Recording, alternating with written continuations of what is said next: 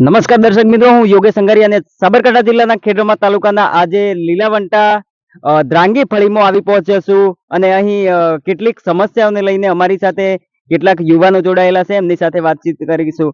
શું નામ છે? માલજીભાઈ દ્રોંગી માલજીભાઈ હોનાભાઈ. શું સમસ્યા છે તે જણાવજો. સાહેબ, પાણીનું બહુ તરાજ છે અને પાણી અમારે અહીંયા બોર કર્યા છે આપણે સરપંચ સાહેબે અને પછી આ ડિપ્યુટી ને બધે થઈને અમને કોઈ 15 કે એવા બોર આપા જ છે, પણ એ બોરોમાં નહીં તો હેડપંપ આપા કે નહીં અમને મોટર આપી સાહેબ. કેટલા મહિના થઈ ગયા બોર થતા? 2 મહિના જેવા થઈ ગયા છે બોર કરતા સાહેબ. અને જે અમારા 1997માં જે બાજુના ખેતરમાં બીજો એક વ્યક્તિ છે ભાઈ, કોઈ બુબડિયા ભાઈ, એને 1997માં એ ભાઈએ સરકારી બોર કરેલો હતો. પાણી આ ગામના 10-20 ઘરોના વસ્તી પાણી ભરતા.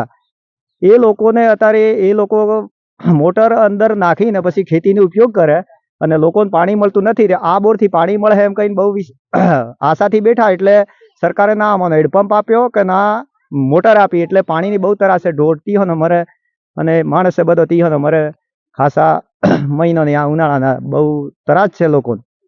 તો તમારે આગળ સરકારને શું વાત કરવા જણાવવા માંગો છો તે જણાવજો. અમે તો સરપંચ સાહેબને કીધું કે સાહેબ, સરપંચ સાહેબ તમે બોર કરી આપા, આ બોરમાં કોઈ હેડપંપ આવે કે પછી મોટર આવે, એમ તે કે સરકાર દ્વારા કોઈ એવું આલું નહીં કે અમે આપી શકીએ ના.